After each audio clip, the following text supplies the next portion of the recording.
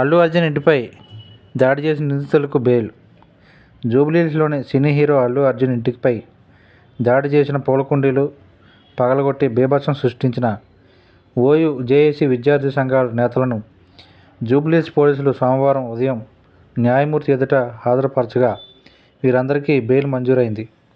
అల్లు అర్జున్ ఇంటిపై దాడి చేసిన నిందితులు సంజయ్ థియేటర్ తొక్కిసలాట ఘటనలో మృతురాలు రేవతి కుటుంబానికి కోటి నష్టపరిహారం చెల్లించాలంటూ డిమాండ్ చేస్తూ రాళ్లు రువ్వి ఉద్రిక్త పరిస్థితులు సృష్టించారు. అల్లు అరవింద్ మేనేజర్ కాంతారావు ఇచ్చిన ఫిర్యాదు మేరకు పోలీసులు OU JAC chairman Reddy Srinu, B Nagesh, C Mohan, B Nagaraju, B Premkumar Goud, P Prakash గౌడ్లను అరెస్టు చేసి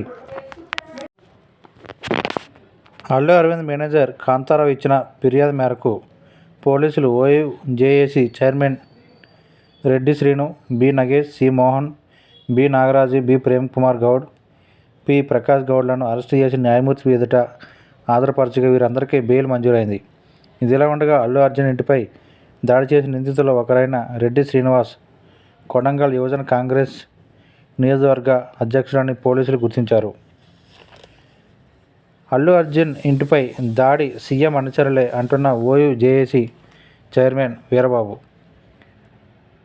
హీరో అల్లు అర్జున్ ఇంటిపై దాడి చేసిన ఓయూ విద్యార్థులు కాదని, సీఎం రేవంత్ రెడ్డి వర్గానికి చెందిన కాంగ్రెస్ పార్టీ కార్యకర్తలేనని ఓయూ విద్యార్థి జేఏసీ వ్యవస్థాపకుడు చైర్మన్ బండారు వీరబాబు స్పష్టం చేశారు. ఆయన సోమవారం ఓయూలో మాట్లాడుతూ ఏపీ సీఎం చంద్రబాబు కనుసన్నల్లోనే తెలంగాణ రాష్ట్ర పాలన కొనసాగుతుందని ఎద్దేవా చేశారు. ఏపీలో జరిగిన గత అసెంబ్లీ ఎన్నికల్లో టీడీపీ జనసేన కూటమికి వ్యతిరేకంగా ప్రచారం చేసిన హీరోలు, నటులకు లక్ష్యంగా చేసుకొని వారిపై సీఎం చంద్రబాబు కక్షపూరితంగా వ్యవహరిస్తున్నారని వీరబాబు ఆరోపించారు.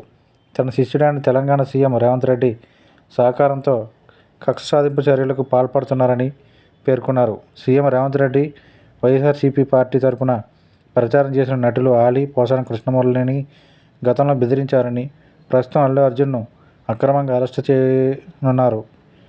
హైడ్రా పేరుతో హీరో నాగార్జున కన్వెన్షన్ను నిర్దాక్షిణ్యంగా కూల్చివేశారని ఆరోపించారు.